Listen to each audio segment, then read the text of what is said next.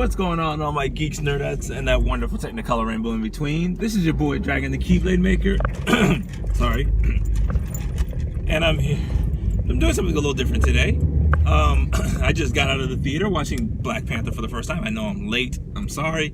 I've been adulting. But I just got out the movie theater, and I heard a lot of reviews on it, so I figured I'd throw my own out there as well. So here it goes. I think it was a phenomenal movie. I think it was great. I can see why everyone enjoyed it. I see a lot of reasons why it has done so well so far. But as a nerd and a comic book fan growing up and all that stuff, there were a few things that kind of caught my attention during the movie. Not necessarily bad, just different than what I've seen throughout the history of the Black Panther.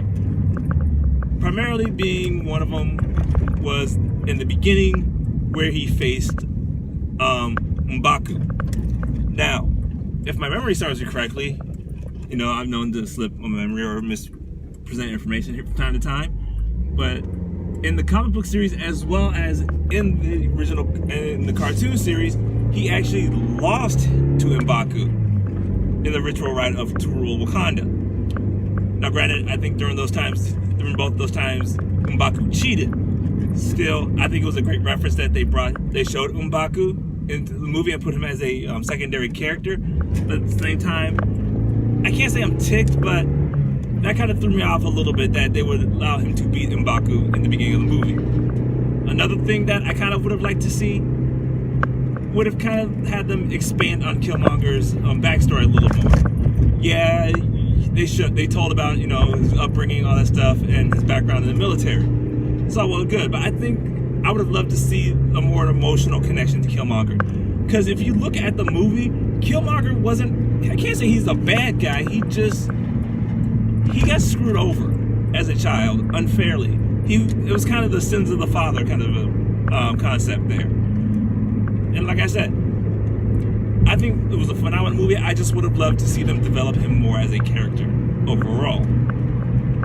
That being said, computer animations, spot on. I saw almost no glitching in it whatsoever. Little small, very minute hiccups here and there that, you know, most people won't even notice in general.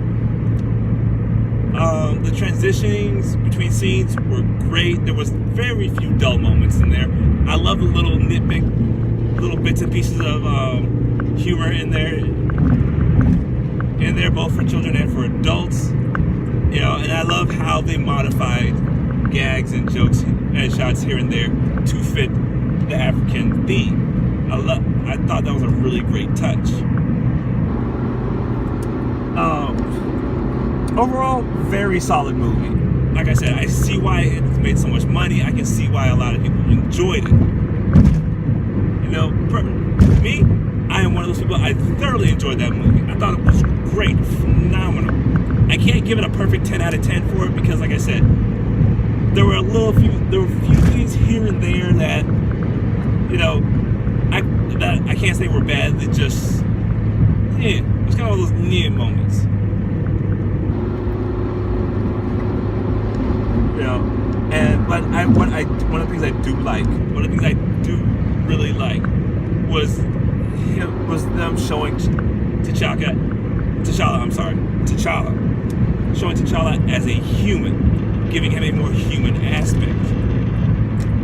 You know, in a lot of comic books and a lot of animations, he doesn't break, and I think that kind of takes away from him as a character in some ways. You know, the fact that they showed his human side, they showed him crying, they showed him vulnerable. I think that was a great touch. And I think they should do that with a lot of characters that have been shown to be very, you know, rock solid. Because I think it will add an extra level of depth to the character that will definitely help. Now, that being said, I'm a little upset that they killed Claw.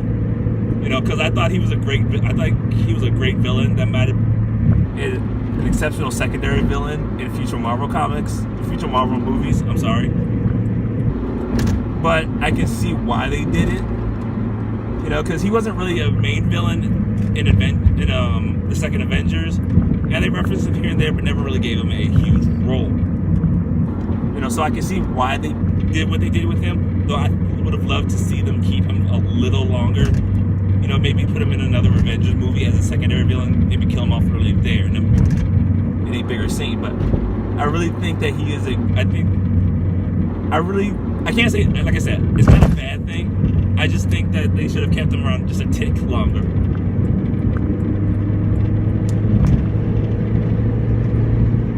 But that being said, once again, great movie, phenomenal movie.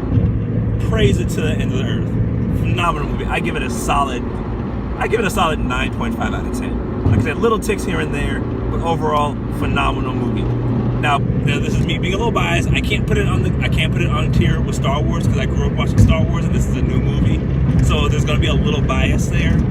But definitely one of my top 10 favorite movies ever. Can definitely put it up there in the top 10. Top 5? Not really. However, definitely a top 10 movie. Definitely worth going seeing. I wouldn't even say seeing, maybe even seeing it a second time. Definitely could go see it a second time, you know, without feeling like I could waste my money in a movie theater. But that being said, I'm gonna end this review right here. Hope you guys have a phenomenal day, weekend. Look for my next video, Dragon's Vlog number 6, coming out this weekend. And I will talk to you guys later. Remember, stay nerdy.